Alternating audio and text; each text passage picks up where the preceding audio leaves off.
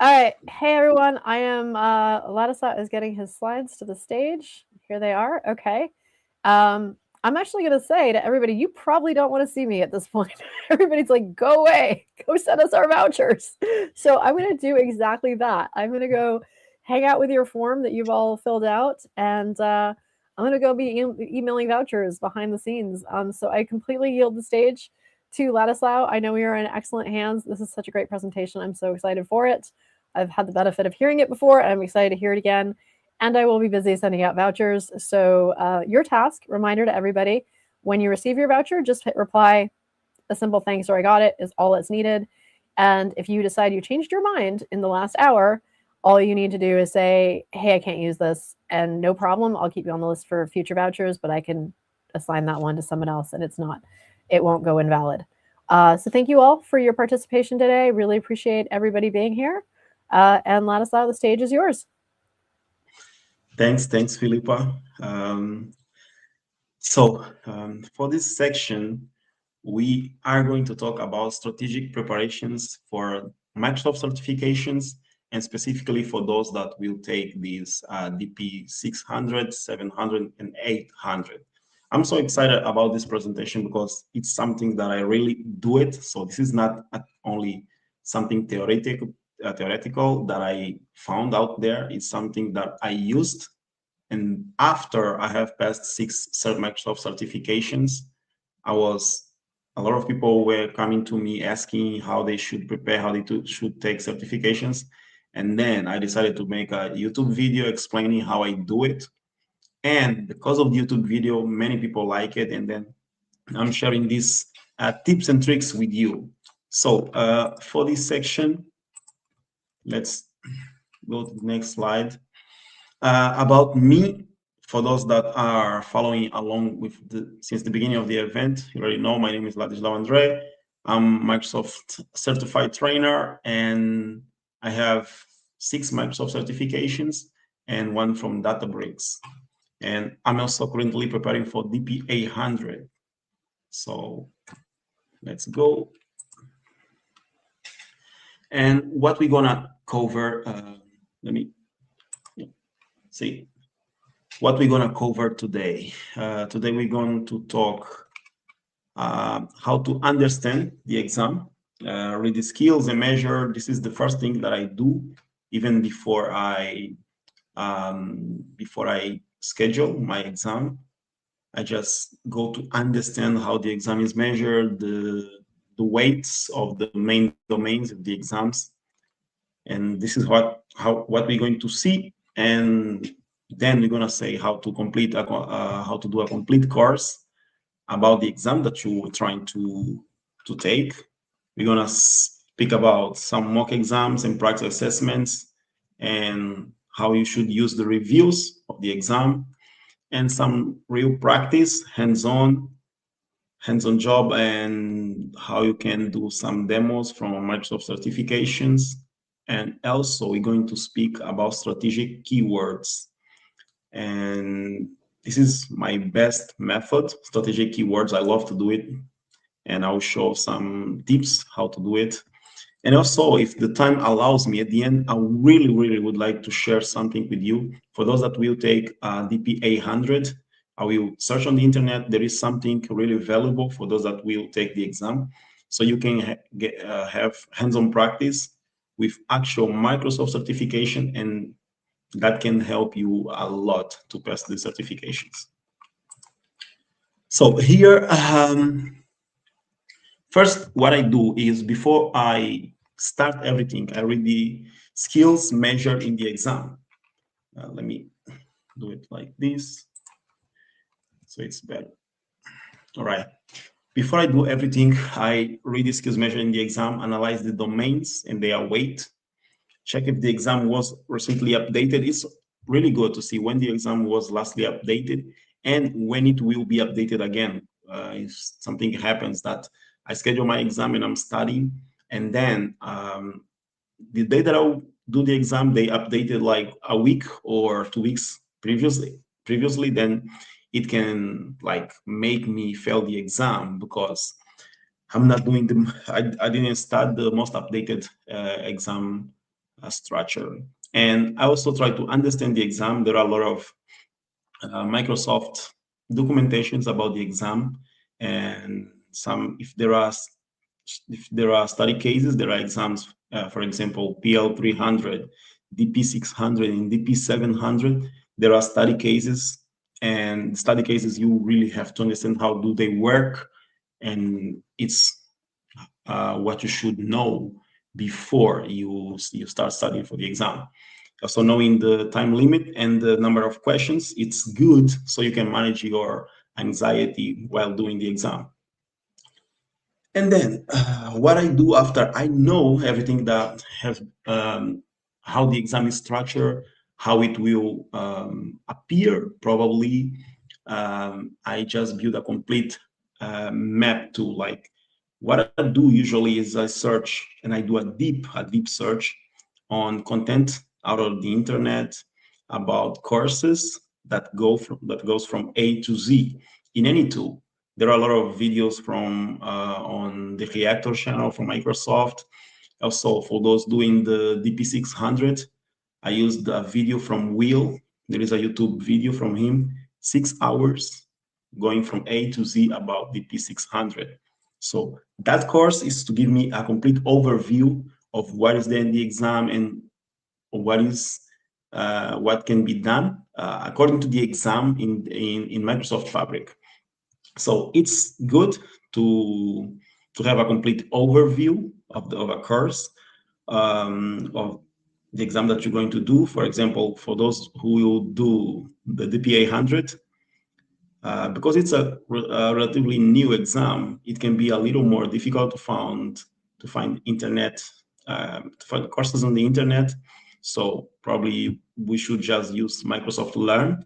That it's also how you can go from A to Z. And here we have this learnmicrosoft.com. So this could be good for you to go from A to Z. And this you can do fast. It's just to have a complete overview about the tool the exam that you do. And after I have done the complete overview of the tool or the exam, I will have practice assessments and deep study. What I usually use is Microsoft Learn. So if I use Microsoft Learn, then I know that there are the practice assessment for some certifications, and then I will use this to study with my mistakes. And for this, I'll have to share a little bit here my screen. I'll show how I would do this.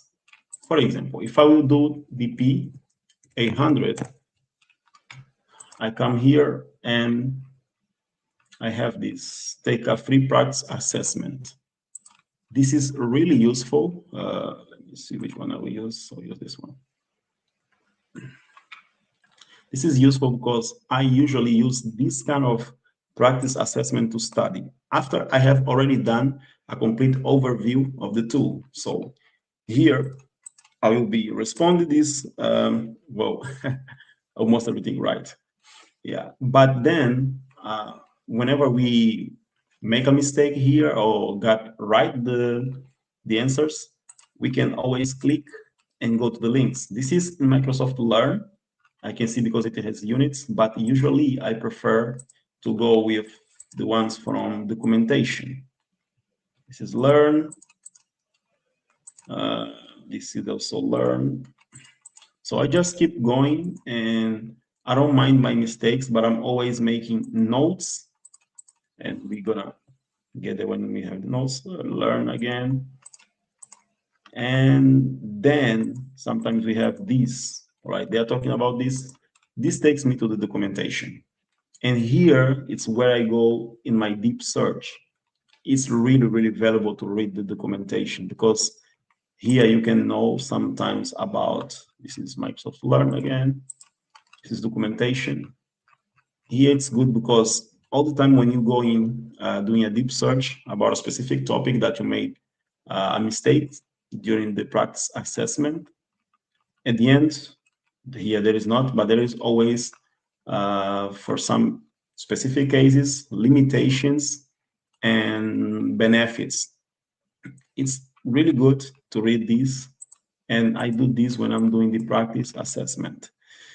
This helps me a lot to understand completely what I'm studying. This is also a studying technique that I use, and usually I do the Microsoft Learn 10 times before the exam. This is my, sometimes I did less for some exams, but I think that if you do this 10 times at least, you are probably more full prepared for this. So I do this, and while I'm doing this, I'm always making notes, and we're gonna speak more about this when we got to the notes, note-taking strategy.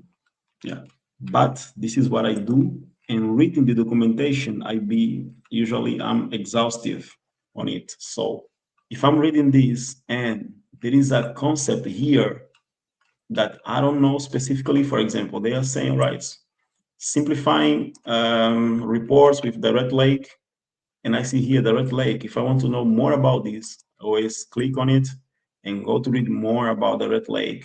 And then they are saying about one lake. I can click, and this is an exhaustive approach. So I want to go deeper until I understand completely well about this topic that I'm studying. This is one approach that I do when I'm doing the practice assessment, and I analyze every wrong question, and I don't skip it when I have a wrong answer, a wrong answer that I gave, and I take note about it. I study the topic related to the error, and I retake the assessment multiple times. So, and then it comes the hands-on practice. And for this one, I will try to share a link, or I'll show you a great link. But sometimes with the in Microsoft, in documentations, there are links for me to do the practice assessment, and I'll show one here. If we go to Microsoft Fabric, let me see, I think it's here. There are the tutorials. And when we go to tutorials, you can do a lot of tutorials about, this is about SQL. Let me go to Fabric.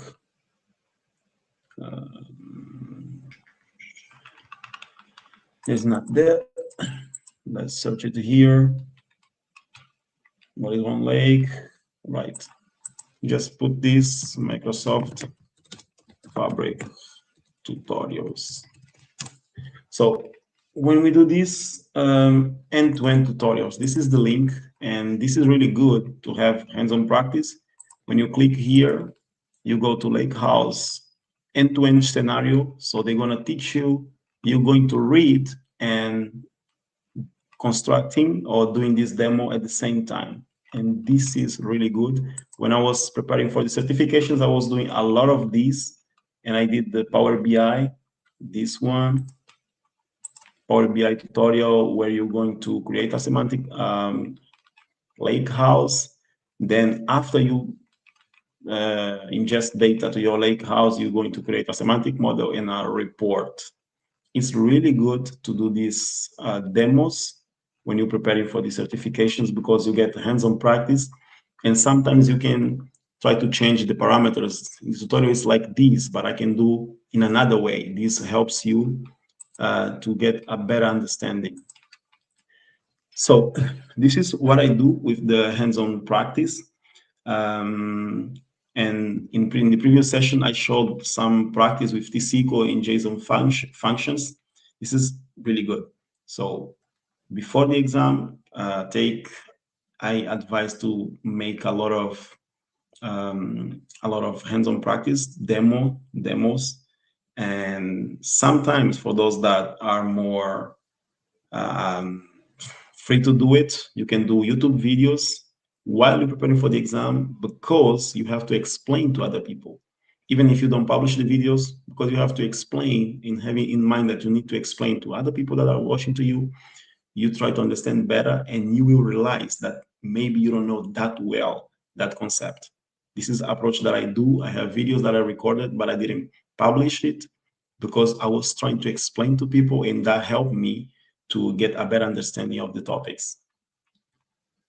And then, since the hands-on practice with official documentation, I always advise to do the practice, the demos or hands-on practice with official Microsoft documentations, and there are a lot of links to the tutorials in the Microsoft documentation. And my best strategy for studying for a certification definitely is keyword and strategy note-taking. I even did one just because I didn't start preparing completely for the DP-800, but I already did one. I don't know if this can be seen, but it is whenever we're choosing a table and we want to use a recommendation engine, I know that is graph table. So what I just do is recommendation system, graph table. For me, there is a link. And this is only the keywords. I can go deeper and study more about this, but the keywords that I use, keyword combination, recommendation system, graph table. And for those that will take a Microsoft certification for the first time, it is really, really important to know these concepts of, let me go back to presentation again. This concept of best practice, cost-effective, least privilege, high availability, scalability, performance, and security. These concepts are really, really important because sometimes there are multiple approaches for you to perform a task, and Microsoft will give you these keywords. What is the cost-effective approach, the best cost-effective approach for this situation? So you have to know which ones. For example, if you try to ingest data in Microsoft Fabric, or if you're trying to run like a job, will you use PySpark, Python? So what is the most cost-effective solution? A lot of times in the exam, they have these kind of questions. What is the most cost-effective solution? And you have to know which one. So knowing these kind of keywords is good, and also knowing what is the best practice and the concept of least privilege when you want to share information with people. So least privilege, you have to know what it is. That means people just have to, that should have the right, the permission to perform their task. So whenever you are going to respond questions in the exams, there are these kind of keywords that can change your response, the right response to the exam question. So it's really good to have this in mind and study about performance. Okay, I can ingest data to Microsoft Fabric in multiple ways, but according to performance, which one is the best approach? It is good to know this. And definitely what I do is my my note-taking strategy. All right, best cost effective for doing this, and I will do the keyword matching. All right, I want to ingest data in a low to no code solution, and I want to do ETL in my head. All right, low to no code, and I will perform ETL. So I know that it's probably data flows Gen 2, probably. So there are, depending on the question, I will analyze, all right, that for me that is data flows Gen 2. I want to ingest data, doing ETL, and I need to ingest big data, and I want the best cost effective or the solution that has the highest performance. I will use notebooks with PySpark. This kind of keyword matching helps me to know the answer. And a lot of times there are questions that they are really, really big, and I have to understand that. And I can lose a lot of time in this kind of questions. So I will read these questions, but whenever I find my keywords pattern, all right, I have this, I have best performance, I have ETL, I have big data, and I have an option to do ETL. So in my head, there is PySpark notebooks, because I have the keywords, although I have a big text explaining what is the scenario, but because I found my keywords, then I know what is my answer. And this is one approach that I use, and I like it a lot. It has working really good so far. So let's go to the next one. Most important, what I don't do. First, let's start from bottom to up. Don't skip wrong mockup answers. Whenever you're doing the Microsoft Learn Practice Assessment and you got a question wrong, it is a good opportunity to go deeper into that question. All right, I got it wrong, but why? What is the right approach? What was the right answer? I click on the links that are there. I go to the documentation. I will read more about that. And then because of that, I will do a note taking with my keywords. All right, the right question, the right answer is this. Then I will do my keywords in my notebook. I always do a lot of notes when I'm studying for a certification. And then some people start preparing before the exam because sometimes so you don't get too anxious, but usually I do this all the time. Like since the moment I have already booked my exam, I will keep studying, but one day or in the same day of the exam, one day previous to the exam or in the same day of the exam, I only study my keynotes, my notes that I did. Sometimes it goes to 300 lines of notes, and then I would just study my notes. This also makes me feel less anxious because I'm already studying or reviewing what I already wrote on my notebook. I don't go to do any more demo or do an exhaustive study, only my notes. And then studying before knowing the exam. I see a lot of people that already been working with Microsoft Power BI for like years, and they are failing the exam because they go taking the exam thinking, all right, I know Microsoft Power, I know Power BI, but they don't know the exam structure. So if you go to do an exam before or without knowing the exam structure, most of the times they are failing the exam. And also rely on only courses. If you did Microsoft Learn the whole path for your exam, and you're thinking that because of that you can already go to do the exam, you're gonna pass, probably no, because it's not enough. It's completely not enough. And then what else I don't do is memorize DAMs. There are a lot of websites, and they say they have the exam questions, and they sell this to you. You're going to buy it, only do that. And in my experience, it doesn't work.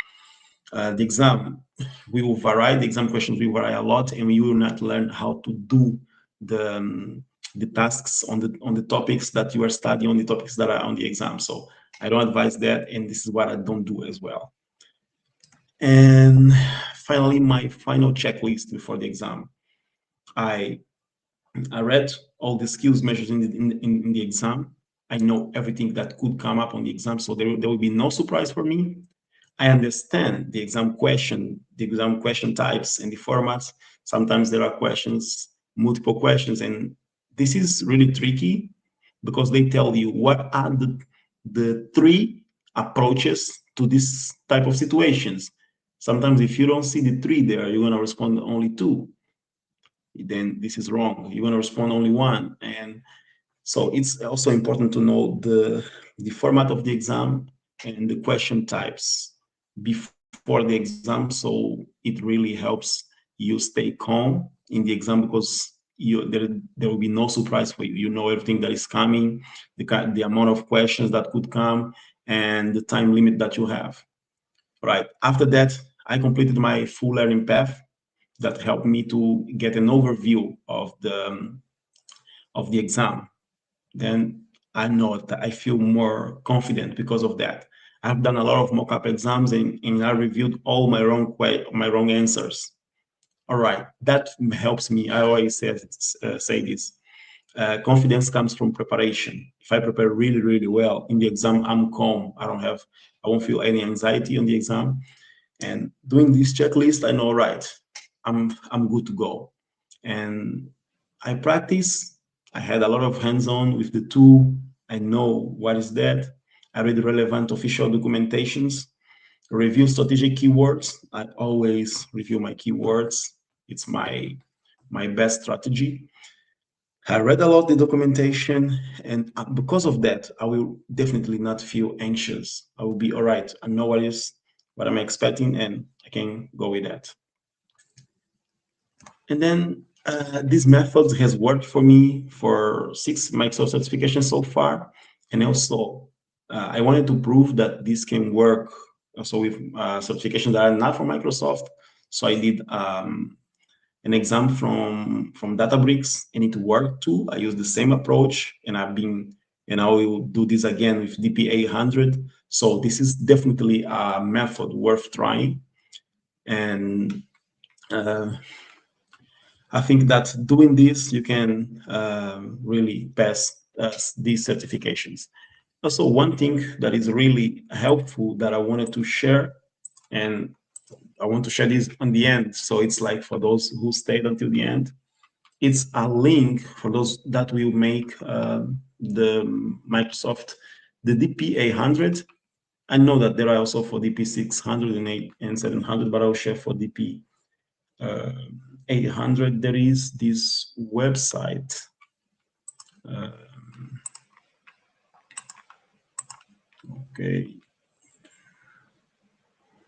Okay. Here we have this link, and for the DP-800, this is all the labs demos that you can do while studying for the exam. You can see here that they explain to you everything. I will ask Felipa if she can share this later. This, you can do all the demos following this, running this on SQL Server.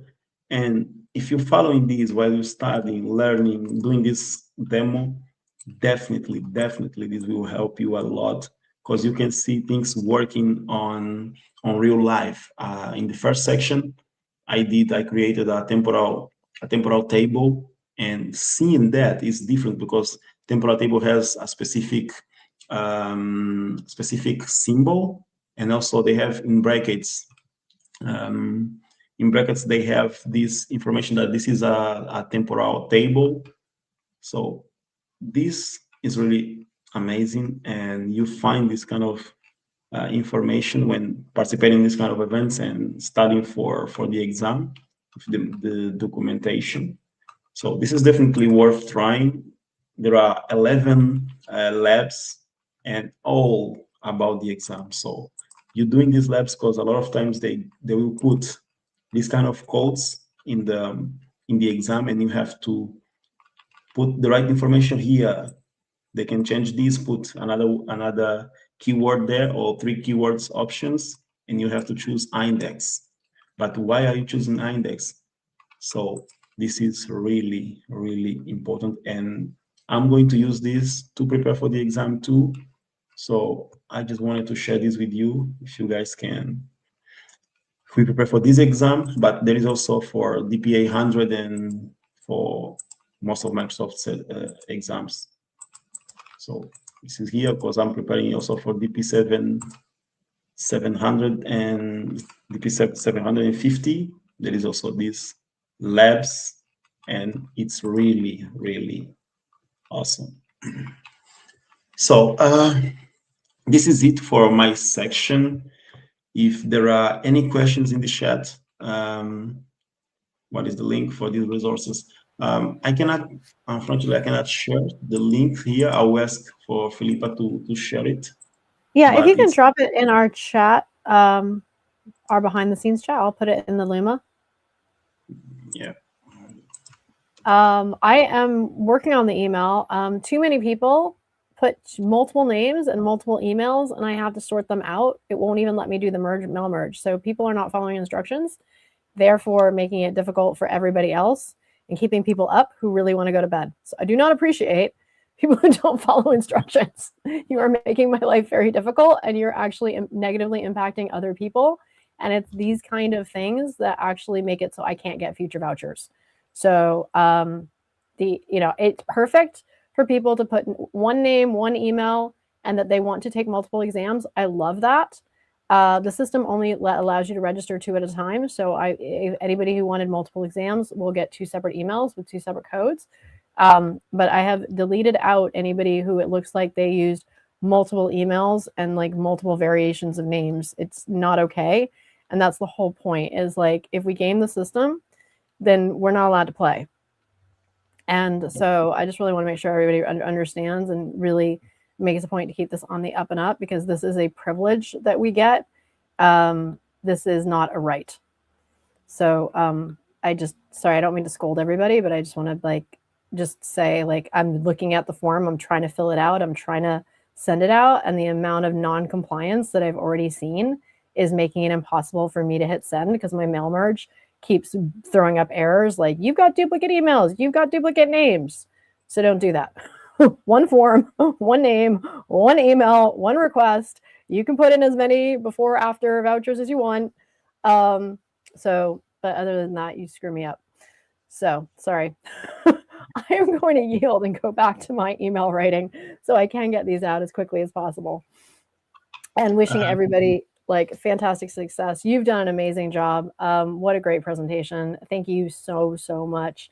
Everybody, please give a round of applause to our fantastic speaker. Drop a like, share these. I was actually going through my voucher list. I actually still have a lot of vouchers that expire today. So I'm very motivated to give them out. The system only allows you to set up 2. So those who requested multiple are going to get 2 separate emails with 2 different voucher codes and need to respond separately to each of them. And I'm going to be very motivated to reach out to people who did not get to join us live, but to sort of encourage them to jump into the resources and the replays and everything. And if they want to kind of claim those today, they can too. So I'm excited to have more vouchers. I really want to divest myself of all the ones that I'm in possession of that will expire today. Anyways, sorry for being cranky. I just know that this, again, is a privilege, not a right. And so we have to play by the rules. And I need real names. I really need full names. I got a lot of people that just put an initial for their last name. Fortunately, they have LinkedIn profiles and they have emails that match their name. So that is good. But yeah, please be as transparent as you can with me and with the system. Because it's, and honestly, the reason that they actually even gave me these vouchers to begin with is they have their own compliance issues when they give out vouchers through data days. And so that's when I initially sort of raised my hand and said, I think I can help. I've got some student ambassadors who are really motivated. And they said, yeah, sure, we'll give you a few. And immediately the student ambassador I gave it to, and I love student ambassadors, they just were so excited to get vouchers. They just ran away and ran into all sorts of random exams. And I immediately got scolded. The first 5 people I gave vouchers to took any exam and not fabric exams. And so I was like, hey guys, rein it in, please stay the path, stay the path. So after that, everybody was really good. And then, but I just had to make sure, again, no issues of giving it away, selling it, your name, the right exam, meet the deadline. So I've been really good, and you guys have all been really good at being compliant, which is why they've been so generous with us. So that's why I'm on about that. But I say that because we really want to share this learning. I think it's this is just the way it's going, and everybody's going to need these skills, and you guys are just completely, totally ahead of the curve, which is really awesome for you. And I think this will only help every single one of us in our student or professional life go further faster. And then I love the fact that we get to do it in community and with just an awesome group of people. So thank you. So Ladislao, I see someone, Ashley, let me wrap this up. I did close the form. I did close the form because I'm sending them out right now. So if your name is on the form, you will be getting a voucher in the next 5 to 10 minutes. As soon as I can hit send and my mail merger doesn't alert for duplicate emails and names, I will be able to hit send. Once I hit send, I will then edit the form a little bit and resend it to everybody who registered for this event and for our last event, because I have over 100 vouchers that need to be used today. I am fine if people want to take 2 exams, no problem. And so I'm going to reach out to everybody, and then I'll leave that form open for a couple hours. And then once I gather them, I will get, or just even send them out in batches. I just want to kind of get to 0 on all the vouchers I have. So,